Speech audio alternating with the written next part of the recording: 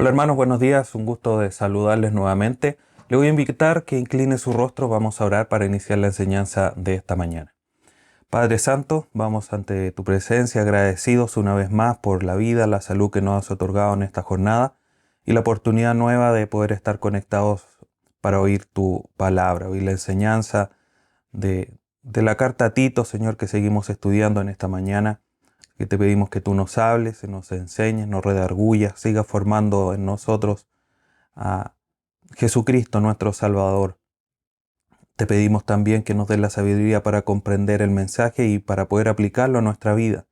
Y así en todo, no solamente en la exposición de esta enseñanza, tu nombre sea glorificado, sino que también en la transformación de nuestra vida, que tiene que ser el resultado del mensaje que escucharemos, no solamente hoy día, sino que siempre.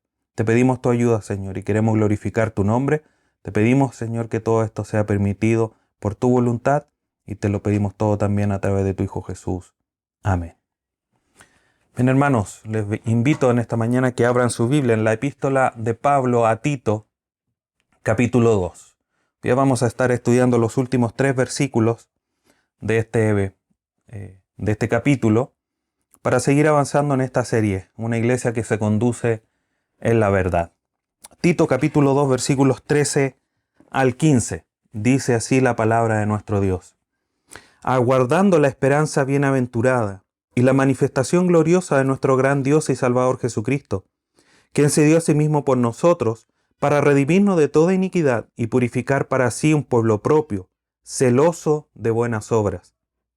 Esto habla y exhorta y reprende con toda autoridad. Nadie te menosprecie. El título del mensaje del día de hoy es Viviendo a la espera del Salvador. Viviendo a la espera del Salvador. Y está íntimamente relacionado con la enseñanza anterior, donde veíamos que la gracia nos enseñaba. La gracia tenía no solamente un resultado en nuestra vida salvífico, un resultado de justificación, sino que también esta gracia maravillosa nos capacitaba, nos enseñaba. Y es necesario hacer este pequeño resumen para conectarlo con lo anterior, porque como digo, está muy íntimamente relacionado. Entonces, la gracia, que es ese motor finalmente que actúa a nuestro favor para que nosotros podamos ser hechos salvos, también nos capacita para la vida. Nos capacita para abandonar, renunciar, como lo vimos la vez anterior, a la manera antigua de vivir, a la manera de ser esclavos del pecado, en la cual estábamos todos. Pero esta gracia que nos salva nos hace dejar eso atrás para abrazar la vida que nos enseña a ser piadosos, santos, justos. Y eso también es una obra de la gracia en nosotros. Dejando todo lo antiguo, la vida de impiedad, la vida que no se ajusta a la voluntad de Dios, la gracia nos capacita para vivir una vida de acorde en nosotros, con Dios y hacia los demás. Pero las enseñanzas, la capacitación de la gracia no solamente se queda en la realidad de poder desarrollar esas virtudes, la piedad, la justicia, entre otras, sino que nos lleva además a tener una característica muy esencial que solamente el cristianismo puede darlo de una manera tan concreta, tan real y profunda, que es el hecho de que esta misma gracia nos ayuda, nos enseña, nos capacita para el regreso de nuestro Señor. No solamente en el hecho de la santificación propiamente tal, que es este proceso donde vamos siendo transformados, sino que en la esperanza, en ese aguardar, en ese deseo tan profundo de que nuestro Salvador regrese tal cual como Él lo prometió, y que es una de las enseñanzas a lo largo de toda la Escritura. Obviamente de manera principal en el Nuevo Testamento, porque es posterior a su venida que Él promete regresar de una manera concreta desde sus propios labios. Pero siempre hemos vivido, tanto en el Antiguo Testamento, el pueblo de Israel a la espera del Salvador. Hoy día nosotros también estamos a la espera. Y la gracia nos capacita para vivir esa vida. Y el versículo o los versículos que hoy día vamos a estudiar nos ayudan a eso, nos ayudan a comprender cómo es que nosotros debemos desarrollar este distintivo del creyente, del cristiano, del Hijo de Dios. Y no solamente, como decía, enseñándonos a vivir la vida dejando lo antiguo, comenzando a vivir lo nuevo, sino que a la espera de quien se ha entregado por nosotros. Mientras vivimos sobria, justa y piadosamente, también se nos suma la esperanza, ese aguardar a nuestro Dios, que sin lugar a duda es uno de los distintivos más característicos, no porque los otros sean menos importantes, sino que la esperanza es un distintivo muy característico del creyente, del cristiano. Y independiente, queridos hermanos, de esta gran distinción en términos de qué es lo que va a suceder primero, si hay arrebatamiento o no hay arrebatamiento, algo que en las redes sociales hoy día está muy, muy de moda. Y no es que diga que eso sea malo, pero hay una gran discusión si hay milenio o no hay milenio, si el milenio lo estamos viviendo ahora o no. Hay una gran discusión teológica al respecto. Pero no es el tema del día de hoy, lograr una definición de ese aspecto. El punto es, y lo que vamos a comenzar a desarrollar enseguida, es cómo es que nosotros, la gracia produce la esperanza del regreso de nuestro Salvador. ¿Qué va a ocurrir antes o después de ese regreso? No es el punto central de este pasaje. Solo el regreso de nuestro Salvador, una mira, viviendo a la mira del regreso y el futuro en la eternidad. Es eso lo central, es lo grande. Finalmente, lo que importa más allá, si hay un milenio, si lo estamos viviendo ahora o viene más adelante, es que todos seamos creyentes de que nuestro Señor va a volver. Esa es la enseñanza central del cristianismo y eso es lo que todos tenemos que creer, todo creyente sano. Si alguien no cree eso, obviamente no podría ser contado como cristiano porque es una promesa de nuestro Salvador. Entonces, dejando esa claridad, eso que queda ahí sobre la mesa, para no entrar en discusiones ni que no quiera tocar el tema, será tema de en otra ocasión, vamos a ir ya al versículo 13. Pero quiero leer los anteriores que estudiamos la vez anterior para poder conectarlo, para poder ser bien certero y dejar todas las cosas bien claras. Versículo 11, porque la gracia de Dios, ese porque lo conecta con todo lo que había dicho anteriormente, ancianos, ancianas, jóvenes, señoritas, siervos, condúzcanse de cierta manera. ¿Por qué? Porque la gracia de Dios se ha manifestado para salvación a todos los hombres, enseñando que renunciando a la impiedad y a los deseos mundanos, dejando lo antiguo, vivamos este siglo sobria, justa y piadosamente. Esos son los dos aspectos de capacitación que vimos la vez anterior. 13, que es el mensaje del día de hoy. Aguardando la esperanza. O sea, para ya entrar en el tema. La gracia nos enseña a renunciar, a vivir y a aguardar.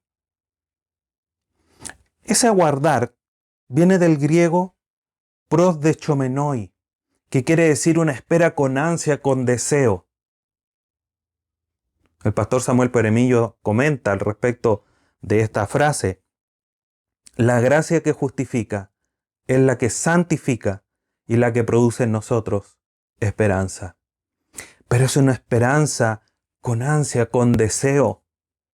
Ahora la pregunta es, ¿cuán ansioso estás tú, querido hermano, de que Cristo venga? ¿Existe un deseo real? ¿O hay un deseo de sí, en una semanita, porque en una semana termino mis proyectos, termino de arreglar algunas cosas? ¿Cómo está tu deseo de que Cristo venga? ¿Estás listo? Poniéndonos en este escenario, permítanme ponerlo de esta manera. Si Cristo dijera, llego en 5 minutos, ¿cómo estás tú? ¿Qué harías tú en esos 5 minutos? ¿Comenzaría a alabarle? ¿Comenzaría a tratar de arreglar un poco porque no estabas preparado? Un escenario un poco más crítico. Llego en 1 minuto. ¿qué harías? ¿Cómo está tu vida? La demostración de esa esperanza ansiosa, en el buen sentido de ansiosa, se manifiesta en de que estamos preparados, en que estamos listos para que Él regrese. Y es la gracia la que nos capacita para la espera deseosa de que Cristo venga, de que Él cumpla su promesa de que iba a ir a preparar morada y iba a regresar por nosotros. Entonces, mientras eso sucede, y lo interesante de todo esto, es que la gracia no solamente nos hace esperar, sino que nos ha hecho renunciar a lo antiguo, tomar lo nuevo. O sea, nos está capacitando para vivir en la manera correcta la espera de quien ha prometido regresar, que es nuestro Salvador. Si eso no está ocurriendo en tu vida, que la gracia no está actuando en ti, y eso claramente es porque no eres salvo. Un llamado de alerta, un llamado a la evaluación que hoy día nosotros tenemos que tener en nuestra vida. Primera carta de Pedro, capítulo 1, versículo 13, dice lo siguiente: Por tanto, ceñid los lomos de vuestro entendimiento, sed sobrios, y esperad por completo en la gracia que os traerá cuando Jesucristo sea manifestado. Sed sobrios, estad atentos, que Cristo va a volver. Y Él lo prometió. Juan 14:3, por citar un pasaje. Y si me fuere, os prepararé lugar, vendré otra vez, yo tomaré a mí mismo para que donde yo estoy, vosotros también estéis. ¿Cristo se fue? Sí, partió. Al final de Lucas, principio de Hechos, se relata eso. Jesucristo fue. Pero así como se fue, va a regresar, porque así Él mismo lo dijo, y a tomar lo suyo. Y nosotros somos de Él, estamos en Él.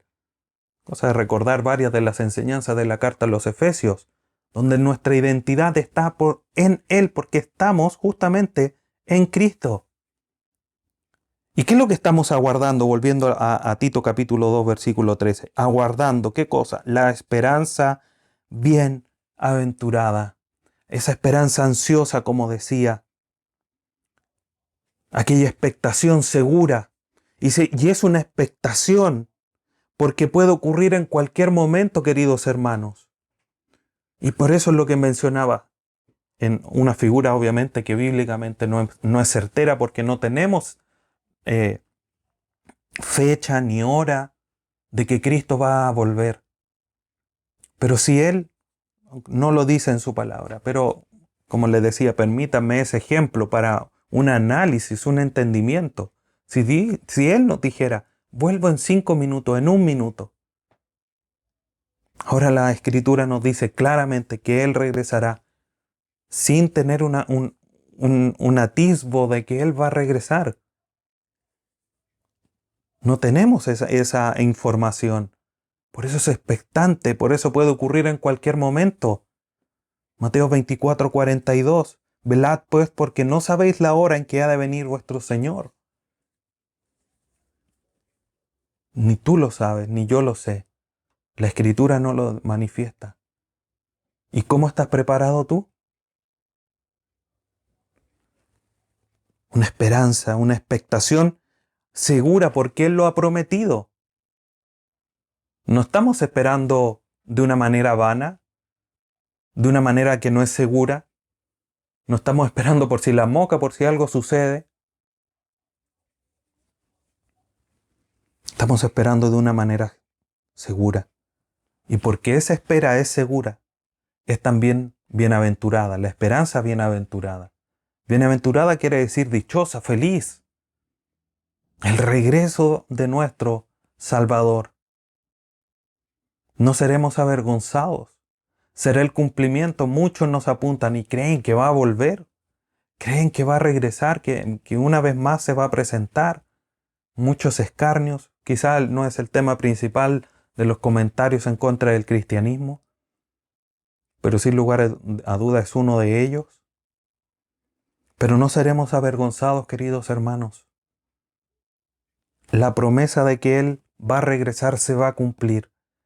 Y esa espera, esa ansiosa espera, de que Él va a regresar, aguardando esa esperanza, ese deseo, no seremos avergonzados porque Él va a estar de vuelta.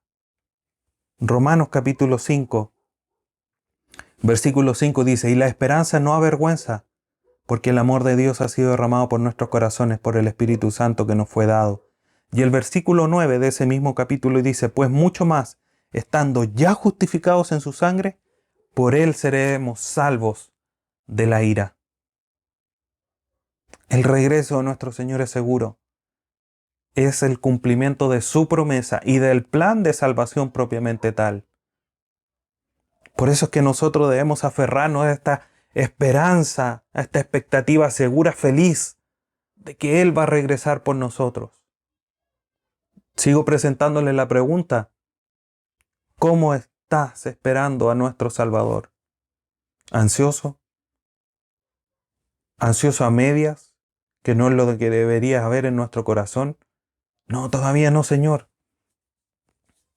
Tengo algunas cosas pendientes en mi trabajo, en mis estudios, unos asuntos pendientes en mi familia. Quiero ver crecer a mis hijos un poco más. ¿O quieres que venga el Señor? Si estás pidiéndole que se retrase, que espere un poquitito más, es porque no has entregado tu vida completamente a Él. Tienes ídolos, porque le estás dando más importancia a cualquier situación antes que el regreso y el cumplimiento de su palabra.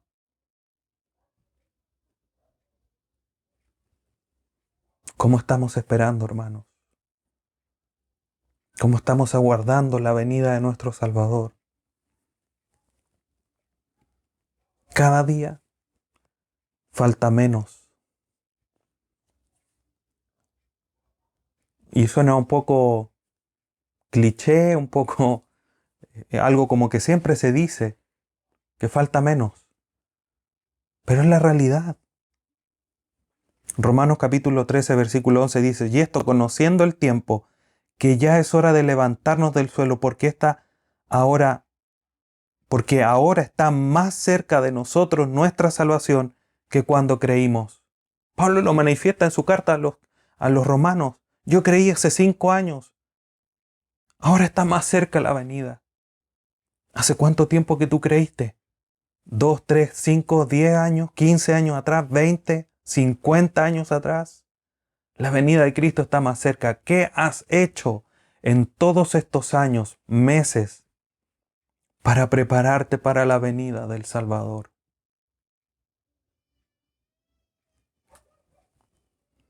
Y no solamente, volviendo a Tito capítulo 2, no solamente esperamos y aguardamos esta esperanza, sino que también la manifestación gloriosa. La primera aparición de nuestro Señor Jesucristo en la tierra fue sin ningún atractivo. Isaías 53, un hermoso capítulo.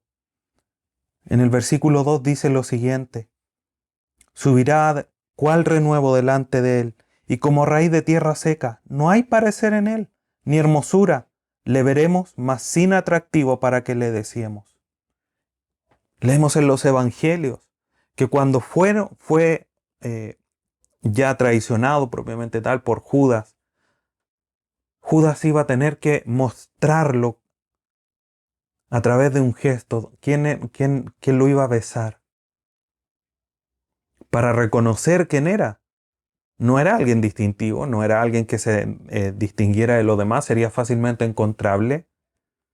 Era alguien común y silvestre, como se podría decir, común y corriente entre los judíos.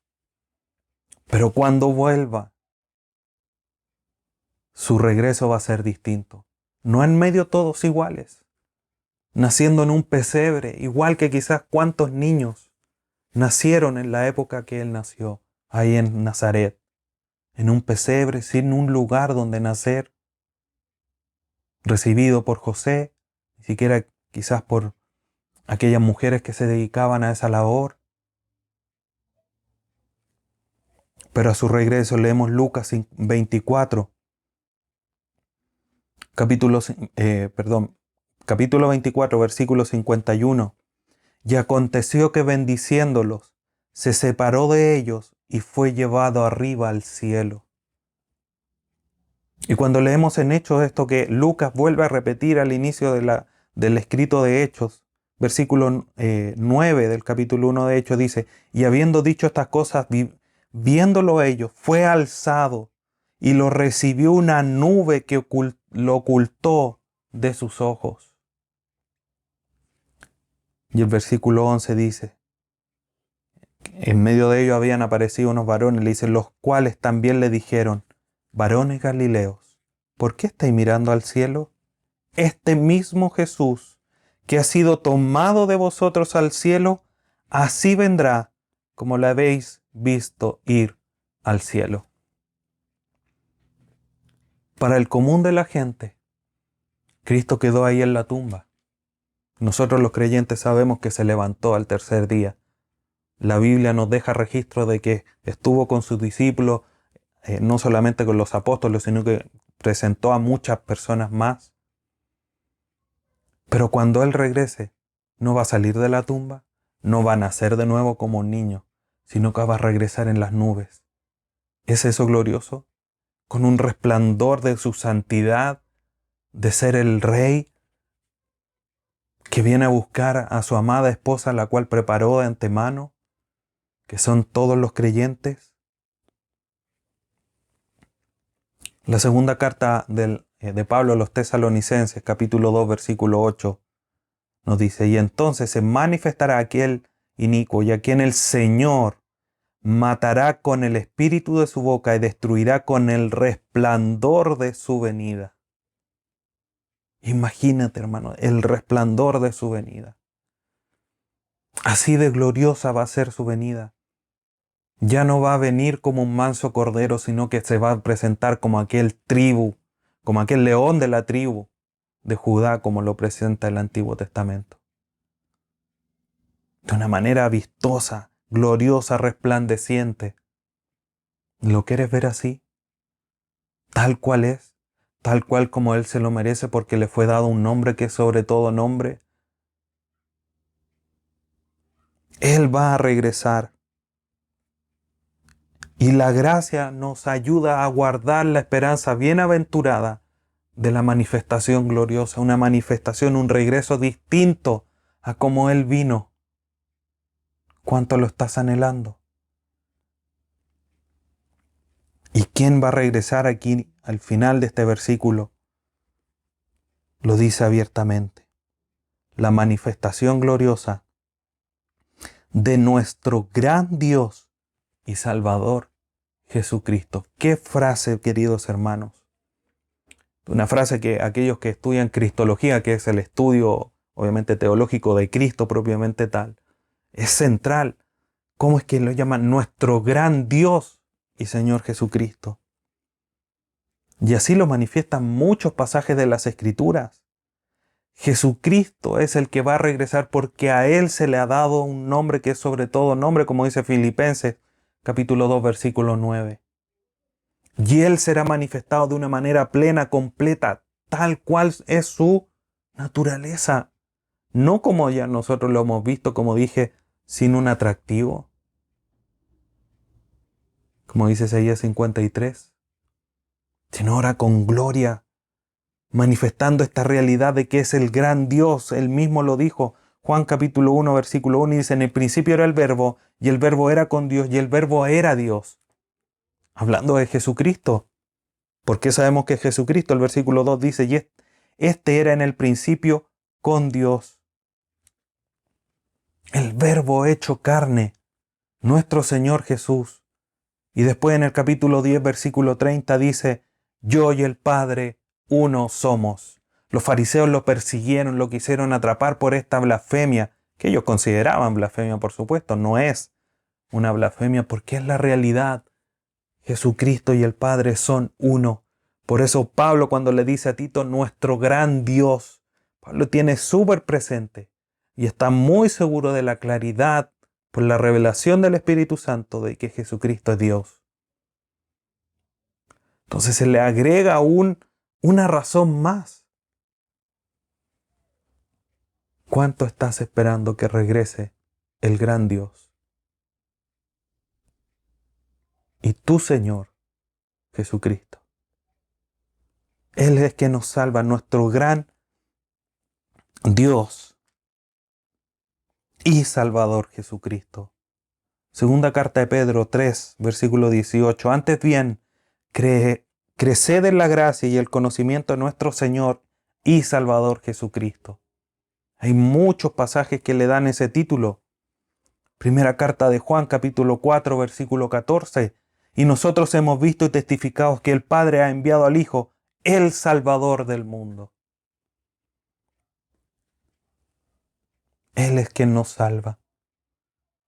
Y así, de alguna manera, Pablo se da un vuelco a explicar esta realidad que es importante y es central en lo que está diciendo en todos estos pasajes, tanto en la enseñanza anterior como esta. Porque la gracia está manifestada a través de nuestro Señor. Este Señor que dio su vida por nosotros, como dice el versículo 14. Quien se dio a sí mismo por nosotros. Ese es nuestro Señor. Por eso es nuestro gran Dios y Salvador Jesucristo, porque se dio a sí mismo por nosotros. Él fue quien murió en la cruz y dio su vida por ti. No hay otro. Esa obra ahí en la cruz, esa entrega, es la que nos ha hecho salvos de una manera segura y plena, completa. Segunda carta a los Corintios, capítulo 5, versículo 21. Dice, al que no conoció pecado, dice Pablo a la iglesia en Corinto, por nosotros lo hizo pecado, para que nosotros fuésemos hechos justicia de Dios en él. Él se hizo pecado para ir a la cruz, para que hoy día nosotros por ese sacrificio pudiésemos ser contados como justos y pudiésemos ser justificados. Hebreos capítulo 7, versículos 27 y 28. Hebreos 7, 27 y 28. Que no tiene necesidad, hablando de Cristo, como aquellos sumos sacerdotes, de ofrecer primero sacrificios para sus propios pecados y luego por los del pueblo, porque esto lo hizo por una vez y para siempre, ofreciéndose a sí mismo.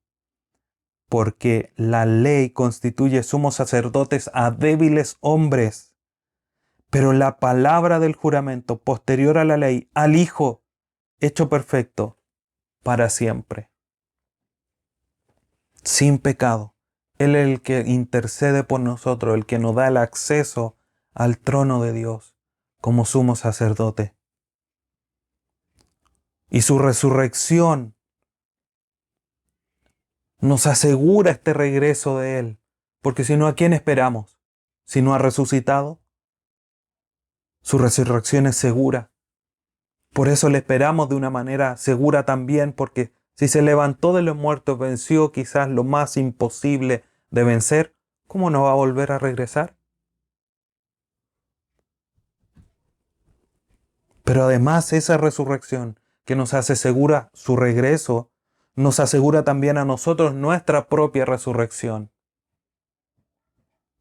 ¿Cuántos quizás se burlarán? Mira, este creyente se murió esperando el regreso de su Salvador. ¿Cuántos han dicho eso de todos los creyentes que han muerto? Los que conocemos, Lutero, cuántos grandes predicadores, el mismo Sproul hace poco tiempo, tantos otros más antiguos, los mismos apóstoles, durante casi 2000 años de historia, murieron a la espera de su Salvador. Quizás nosotros también tengamos que ir a la tierra, a este cuerpo. No lo sabemos. Pero la espera y el regreso segura. Por eso se habla de que los creyentes van a dormir, porque van a ser despertados. Y eso es seguro, porque nuestro Cristo resucitó. Y si estamos nosotros en Él, en el momento preciso, Él va a levantarnos de ahí en medio de la tierra con cuerpos glorificados para llevarnos ante su presencia. Y eso es lo que hace segura su resurrección, porque Él es la primicia de la resurrección. El primero, para que otros le secunden después. Como dice el dicho, no hay primero sin segundo. Él es la primicia, porque los demás lo estamos esperando, lo estamos aguardando. Nosotros no sabemos si lo veremos. Y oramos al Señor para ver esa manifestación gloriosa sin tener que ver la muerte o experimentar la muerte. Pero eso está en manos de Dios. Nosotros aguardamos esa manifestación y ese regreso glorioso de nuestro Salvador que Dios entregó a sí mismo. Entregó su propia vida. Hebreos capítulo 9 versículo 12. Y no por sangre de machos cabríos ni de becerros, sino por su propia sangre entró una vez para siempre en el lugar santísimo, habiendo obtenido eterna redención.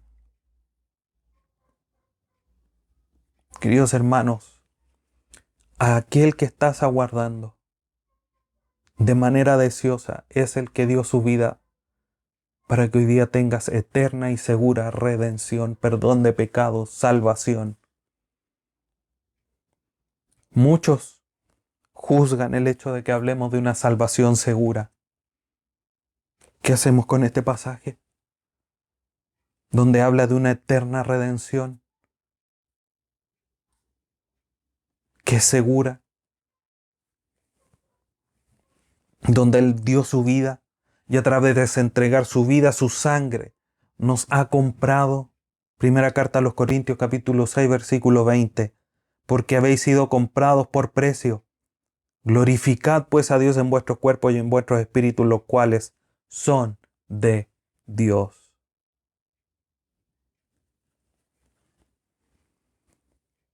Él se entregó a sí mismo por nosotros. Pero no por una entrega vana, sino con un propósito, con una razón, con un objetivo. Dice el versículo 14 de Tito capítulo 2, que se dio a sí mismo por nosotros para, ahí está el propósito, el objetivo, la razón, para redimirnos de toda iniquidad. Esa es la razón de por cuál se entregó a nosotros. Estábamos muertos en delitos y pecados, Colosenses lo enseña. Efesios capítulo 2. Ustedes estaban muertos siguiendo las corrientes de este mundo, siguiendo sus deseos.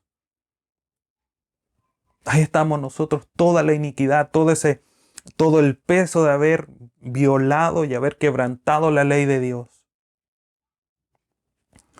Pero Cristo se entregó para redimirnos, liberarnos de esa manera vana de vivir, de esa manera impía, de esa manera pecadora de vivir, para comenzar a vivir una vida ajustada a la realidad del Evangelio. Primera carta de Pedro capítulo 1 versículo 18. Sabiendo que fuisteis rescatados de vuestra vana manera de vivir, la cual recibiste de vuestros padres, no con cosas corruptibles, como oro o plata, sino con la sangre preciosa de Cristo, como de un cordero sin mancha y sin contaminación, ya destinado desde antes de la fundación del mundo, pero manifestado en los postreros tiempos por amor de vosotros. Aquel cordero entregó su vida para liberarnos de toda la manera vana de vivir. Entonces la pregunta ahora es, ¿seguirás con la misma vida antigua que llevabas? ¿Entiendes, hermano, que el cambio de vida que tiene que haber en ti no es por ningún pensamiento, tomando las palabras de Pedro, corruptible, humano, sino que el valor que tuvo que hoy día tú tengas la identidad de Cristo fue la misma sangre de quien hoy tienes tú la identidad que es tu Salvador? Tanto te cuesta cambiar tu vida y solamente es un cambio para vivir conforme a quien se entregó por ti, para que no fueras condenado eternamente? ¿Cuánto nos dedicamos a poner excusas en no vivir de una manera sobria, justa y piadosamente? ¿Cuántas excusas ponemos para decirle, Señor, espérame un mes, una semana, un par de horas para tu regreso, necesito arreglar esto? Estamos igual como el Evangelio. Ven, sígueme. No, espérame, déjame ir a despedirme de mi familia. No, ve. ¿Tengo que ir a enterrar a esta persona? No, no es digno. ¿Cuántas excusas ponemos? Ya sea para no vivir la vida cristiana, para no dejar algún pecado, para no desear que Cristo venga ahora. ¿Cuántas excusas ponemos?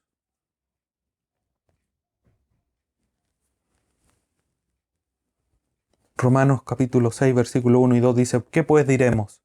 ¿Perseveraremos en el pecado para que esta gracia abunde, esta gracia que nos capacita, esta gracia que nos salva, para que haya más gracia en nosotros? ¿Vamos a seguir pecando? No, de ninguna manera, dice Pablo, porque lo que hemos muerto al pecado, ¿cómo viviremos aún en él? Si hoy día tienes la identidad de Cristo, ¿por qué sigues pecando? ¿Por qué te esfuerzas en no cambiar tu vida? ¿Por qué te esfuerzas en no abandonar aquello que aún tienes agarrado con diente y muela, como se dice, de una manera tan fuerte y íntima? ¿Acaso la sangre de Cristo no es suficiente para hacernos pensar y meditar que deberíamos abandonar todo?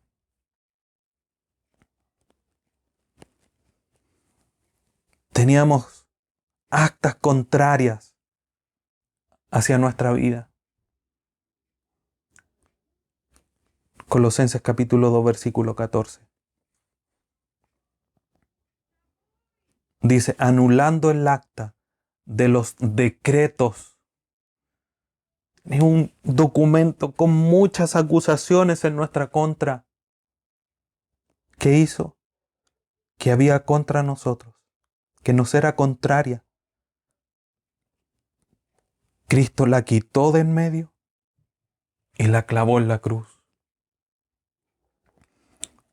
No algunas, todas. No se dejó algunas para chantajearnos. Todas clavadas en la cruz. Por eso cuando estaba en la cruz, Cristo dijo, Juan 19:30, y habiendo hecho eso, dijo, consumado es. Está todo cumplido, está todo hecho. Lo que tú me has entregado son hechos salvos. No hay ninguna acusación para los que están en Cristo Jesús, como dice Romanos. Ninguna acusación, ninguna condenación.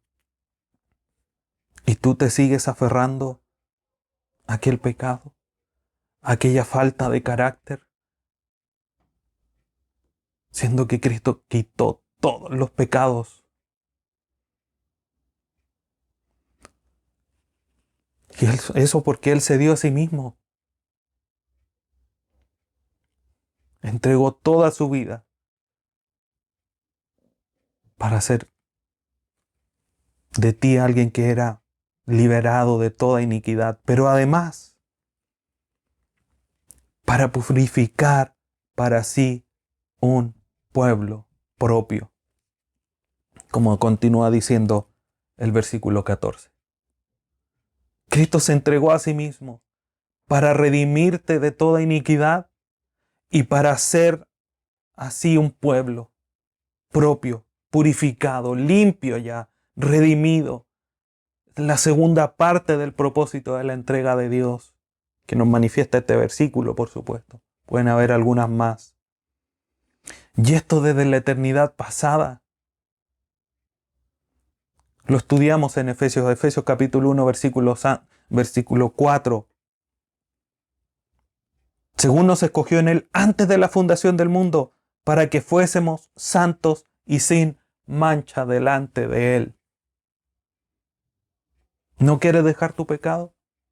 ¿No quieres cambiar tu carácter?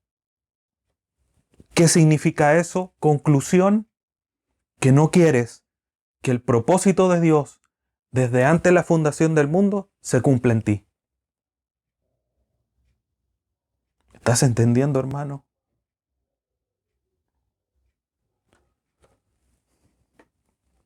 En el capítulo 5 de la carta a los Efesios, le habla a los maridos, pero mire el ejemplo que se nos pone. Y marido, aquí tenemos nosotros una gran tarea. Maridos, Efesios 5:25, amad a vuestras mujeres. ¿Por qué? Así como Cristo amó a la iglesia y se entregó a sí mismo por ella, lo que estamos leyendo, para santificarla, habiéndola purificado en el lavamiento del agua por la palabra. Eso es lo que hizo Cristo con su iglesia. No vamos a entrar de lleno qué es lo que tenemos que hacer los maridos, eso ya fue materia que ya hemos estudiado. Pero Cristo se entregó por la iglesia a sí mismo para purificarla, para lavarla. Y como dice Judas 24, Él es poderoso para guardarnos sin caída y presentarnos sin mancha delante de Él. Y tú dices, no, un poquitito de pecado no importa si Él igual me va a limpiar. Qué menosprecio de la obra del Espíritu Santo en tu vida. Y esto te lo estoy manifestando de esta manera, hermano, porque quiero que medites en tu forma de vivir. Si estás viviendo una vida santa, una vida pura, bueno, la gloria es para Dios. Pero lo más probable es que todos estemos luchando con algún pecado, con alguna falta de carácter. Y que de alguna manera hemos sido negligentes y pecadores al no dejarla y al no esforzarnos por dejarla. Como que tenemos pecados aguachaditos. Los tenemos ahí como medio domesticados.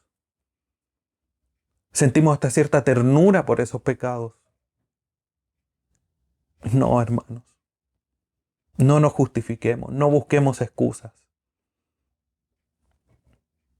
Liberémonos, porque al que Cristo se haya entregado es para redimirnos, y esa redención resulta en que somos hechos limpios.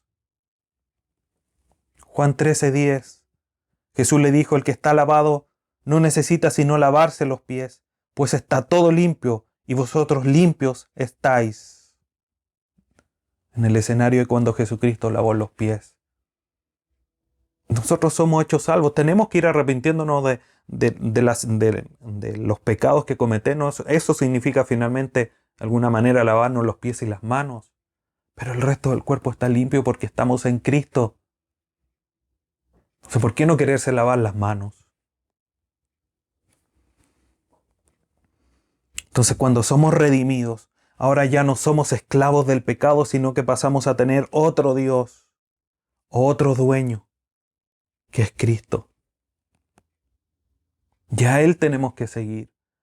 Él, a través de su sangre en la cruz, nos hace de Él. Vuelvo a leer primera carta a los Corintios 6:20. Porque habéis sido comprados por precio. Glorificad a Dios en vuestros cuerpos y en vuestro espíritu, los cuales son de Dios. Hermano, tú no te perteneces. Somos de Dios, porque Él dio la sangre de su Hijo para comprarnos. ¿Qué dice el pasaje? Glorificad a Dios. ¿Es acaso la sangre de Cristo, nuestro Salvador, poco para que vivamos toda nuestra vida para glorificar a Dios a la espera de que Él regrese por nosotros?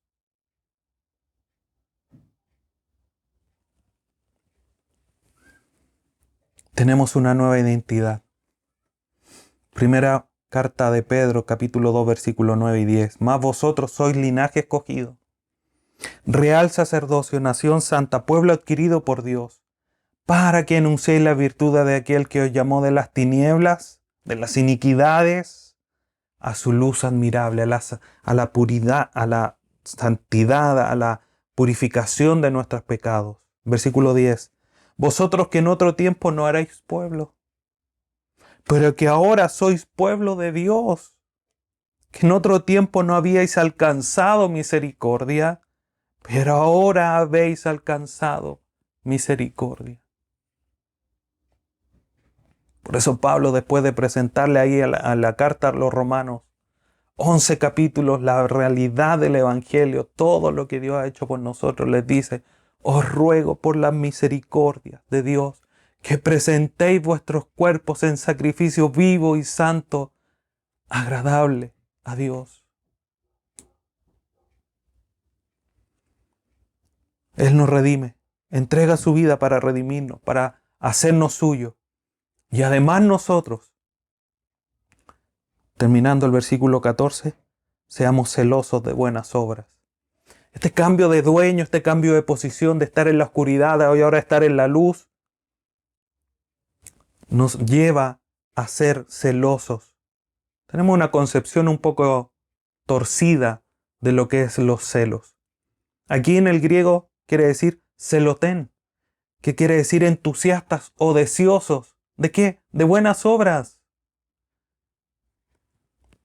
Así como deseas el regreso del Señor, ¿cuánto deseas hacer las obras que Dios establece en su palabra para nosotros? Ay, otra vez que Dios siempre manda, que para mí me cuesta tanto, es que yo soy así. Y seguimos poniendo excusas. El pueblo de Dios tiene que ser celoso, entusiasta y deseoso de hacer las buenas obras que fueron preparadas de antemano para que anduviésemos en ellas. Efesios 2:10.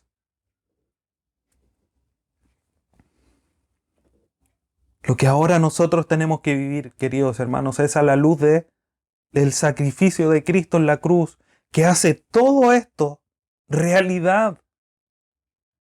Que hace que tú puedas decir: yo soy hijo de Dios porque Cristo murió en la cruz. Tenemos que dejar atrás lo viejo y comenzar lo nuevo. Y tomar esas palabras de Pablo y esforzarnos para poder decirlos con propiedad y no como un deseo. Gálatas 2:20. Con Cristo estoy juntamente crucificado, y ya no vivo yo, mas vive Cristo en mí, y lo que ahora vivo en la carne lo vivo en la fe del Hijo de Dios, el cual me amó y se entregó a sí mismo por mí. ¿Acaso esta última frase no la puedes decir tú? Sí, Cristo murió por mí. Y hay un himno que cantamos: por mí, Jesús murió por mí. ¿Y por qué no somos capaces de decir lo anterior? Yo estoy crucificado con Cristo. No, pero menos mi mano me ayuda ahí a hacer algunas cositas. Hermanos, vivamos la vida cristiana. Este es el fundamento que Pablo le está diciendo a Tito para todo lo demás.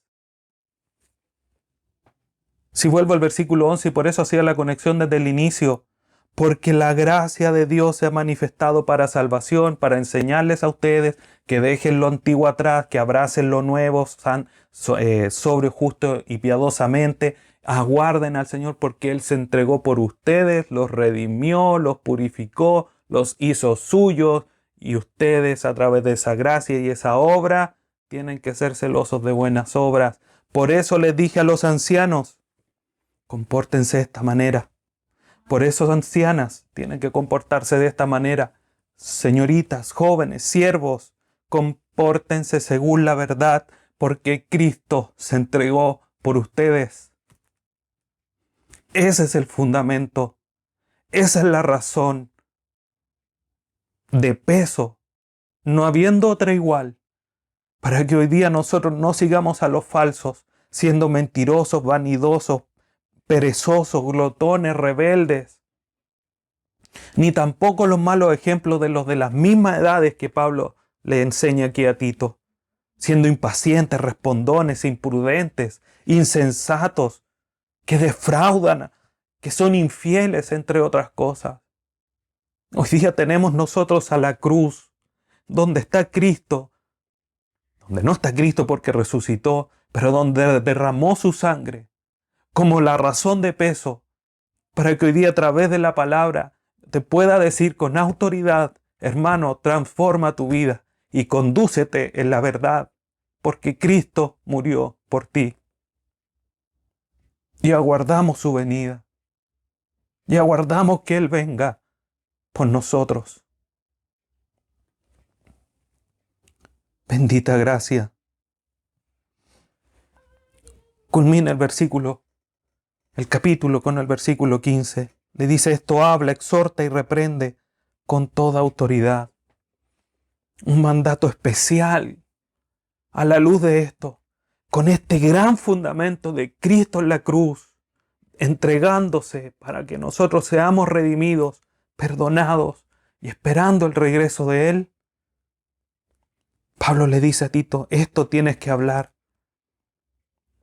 Un mandato que se repite, ya le había dicho al inicio del capítulo 2, pero tú habla lo que está de acuerdo con la sana doctrina.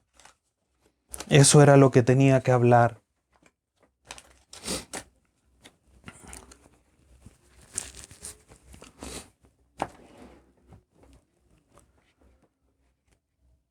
El maestro tiene que hablar, comunicar, dar a conocer este mensaje del Evangelio, que es central, es la razón de todo lo que se nos demanda a nosotros. Quien enseña no puede callar lo que las Escrituras dicen. Y esto es algo central, se lo dice a Tito, se lo dice a Timoteo también. Al final de la primera carta le dice: mientras yo voy, tú habla, enseña, exhorta. Al final de la segunda carta también le dice: te encarezco delante de Dios y del Señor Jesucristo, que juzgará a los vivos y a los muertos, que prediques la palabra, no te calles, enseña, enseña, enseña. Di lo que está en las Escrituras. Ahí está el fundamento. Ahí está lo que está de acuerdo con la sana doctrina, para que los hermanos entiendan cómo es que se deben comportar, pero también las razones de por qué yo le estoy demandando esto. Para que no sean robots haciendo cosas, sino que comprendan cuál es la buena voluntad agradable y perfecta de Dios para nosotros. Y no solamente habla, exhorta, del griego parakalei, que significa fomentar la conducta, dirigir, animar. Entonces el mandato no es solamente proclamar la verdad, sino que también tiene la imagen de ayudarlos, a guiarlos, a animarlos, a pesar de las circunstancias, a hacer lo que esto manda. Ya a esto me refiero con las Escrituras, este mandato que estamos estudiando de manera explícita el día de hoy, pero todo lo que las Escrituras dicen. Con la entrega de Cristo en la cruz, nosotros los maestros tenemos un argumento sólido y fuerte para llamar un comportamiento digno. No solamente a ustedes, sino que nosotros mismos. Todo esto que hemos estudiado en estos dos mensajes, el fundamento de todo lo que está en la carta. A los ancianos, al liderazgo, que sean irreprensibles, marido de una sola mujer, porque Cristo murió en la cruz.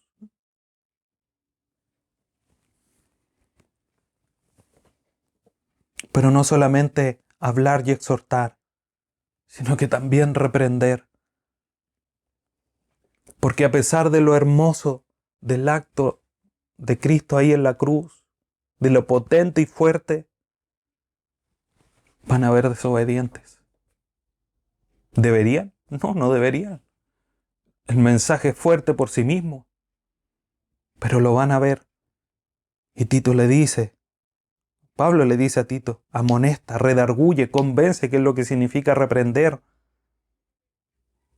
Entonces aquellos que persistan en no acomodarse a lo que la Escritura dice, que persistan en pecar con autoridad, con firmeza, pero también con amor, se les debe convencer que deben enderezar su camino,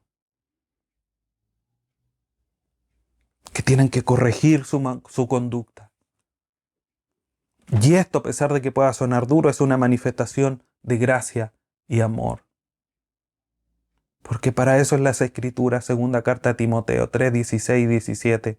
Toda la Escritura es inspirada por Dios y útil para enseñar, para redarguir, para instruir en justicia, para corregir, para que el hombre de Dios sea preparado para toda buena obra.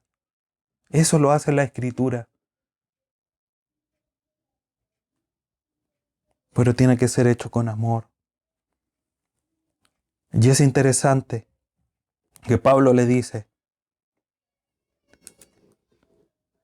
esto habla, exhorta y reprende con toda autoridad. Todos estos mandatos, hablar, exhortar y reprender, tienen que ser hechos con autoridad, del griego epitajes, que significa mandar o un mandato.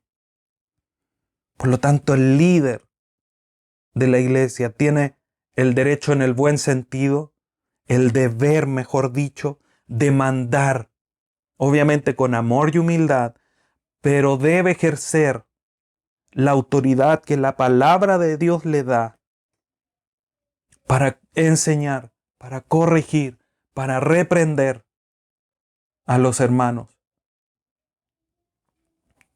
Pero siempre bajo la lupa, la sujeción a la palabra de Dios. El Salmo 138:2 dice, me postraré hacia tu santo templo y alabaré tu nombre por tu misericordia y tu fidelidad, porque has engrandecido tu nombre y tu palabra por sobre todas las cosas. Aquí la autoridad no es el líder propiamente tal. La autoridad de la iglesia es en las Escrituras, de donde proviene la autoridad del liderazgo de la iglesia. Pero con esa autoridad firme se reprende, se exhorta, pero también se enseña. El mejor ejercicio de autoridad es la correcta proclamación de la verdad, de la palabra de Dios, obviamente aplicadas a estas tres áreas, luego de un estudio adecuado de ella. Porque lamentablemente muchos se toman de que enseñan la Escritura y mandan a la iglesia a diestra y a siniestra de una manera muy equivocada. Tiene que ser un estudio adecuado, una interpretación adecuada de las Escrituras. Y el líder a lo que se va a dedicar es no solamente enseñar, sino que aplicar de una manera sabia. Por eso, por esta razón, Pablo finalmente le dice para concluir, nadie te menosprecie. Eso es un mandato para ustedes los creyentes, queridos hermanos.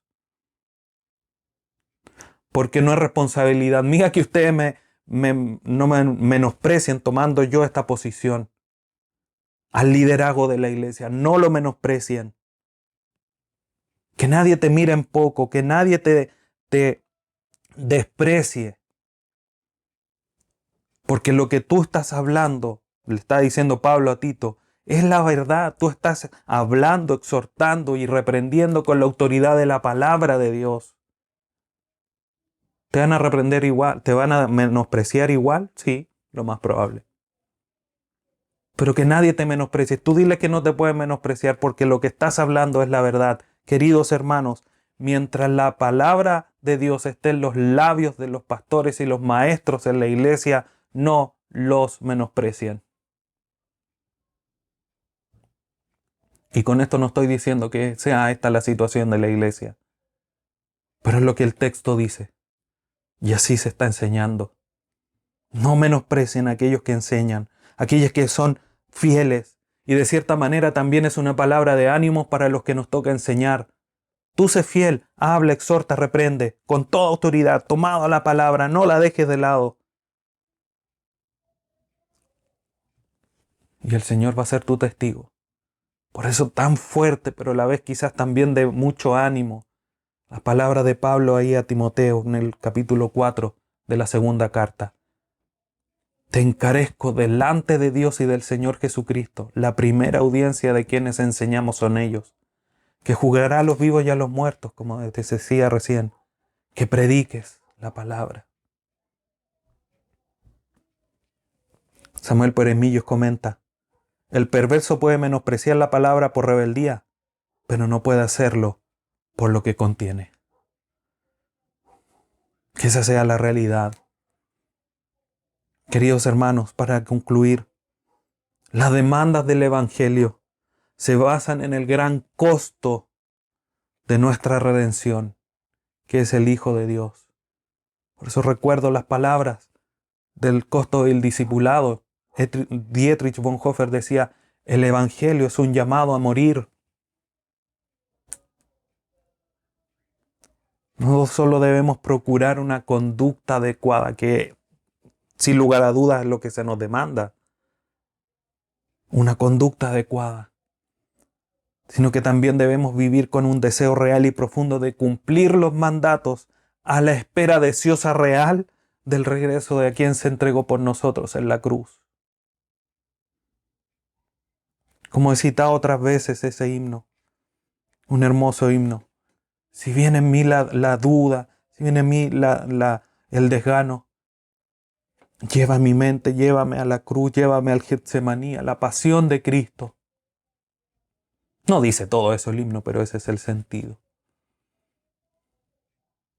Llévame al Getsemaní, a la cruz, ahí a la pasión de Cristo. Porque esa es la razón de peso. Hay muchas más, pero esa es quizás la más central de todo lo que se nos demanda, porque Cristo se entregó por nosotros. Y como hay un dicho, por culpa del árbol no veo el bosque. Queridos hermanos, vivamos con una vista alzada, mirando más allá del bosque, mirando la eternidad como nuestra ciudadanía, como nuestra meta final. Estamos de paso en este lugar. Vivamos de una manera sobria, justa, que glorifique el Evangelio, que glorifique a Dios. Y le animo a aferrarse, a esforzarse en la gracia, que ha sido la que los ha justificado, que ha sido la que los ha hecho salvos y los ha traído hasta este lugar. No porque seamos la iglesia perfecta, sino que a los pies de Cristo. Y es la que nos capacita para dejar lo antiguo, lo pecaminoso, abrazar lo santo y esperar a que nuestro Señor regrese. Esa es la maravillosa gracia. Esfuérzate en la gracia, hermano. No pongas excusas. Sigue esforzándote en la lectura, en la oración. Porque Cristo viene. Y ahora está más cerca que cuando inició este mensaje. Cliché, todo lo que quieras, pero es la verdad. Prepárate porque Cristo viene. Aguarda la venida de tu Salvador de una manera deseosa, profunda, de que Él se manifieste. Para su gloria, para que su verdad resalte y su plan se complete. Aguardemos a nuestro Salvador y vivamos conforme a esa espera. Inclina tu rostro y oremos. Dios eterno, te agradecemos en esta hora por tu Hijo Jesucristo, quien se entregó a sí mismo por nosotros para redimirnos de toda iniquidad y purificarnos y hacernos para ti un pueblo santo, Dios eterno, un pueblo adquirido. Gracias por esa obra en la cruz de tu Hijo Jesucristo. Y gracias por esa hermosa gracia que nos capacita en todas estas áreas. ¿Cuánto no hemos cambiado nosotros? ¿Cuánto es lo que debemos de seguir cambiando? O dejando que tu gracia, tu Espíritu Santo cambie en nosotros. Ayúdanos, Señor, a no seguir poniendo excusas, a no seguir poniendo barreras, sino que a disponernos para que el Espíritu Santo nos moldee a la imagen de tu Hijo Jesucristo, para que se cumpla el propósito de que Él sea el primogénito entre muchos hermanos. Gracias, Dios bendito. Gracias por tu palabra que nos anima y nos recuerda una vez más ese maravilloso evento del futuro, que es el regreso de nuestro Señor Jesucristo. Que tu nombre sea glorificado, que tu evangelio sea puesto en alto, a la espera de la manifestación gloriosa de nuestro Salvador. Te agradecemos en esta mañana. Todo para tu gloria. Amén.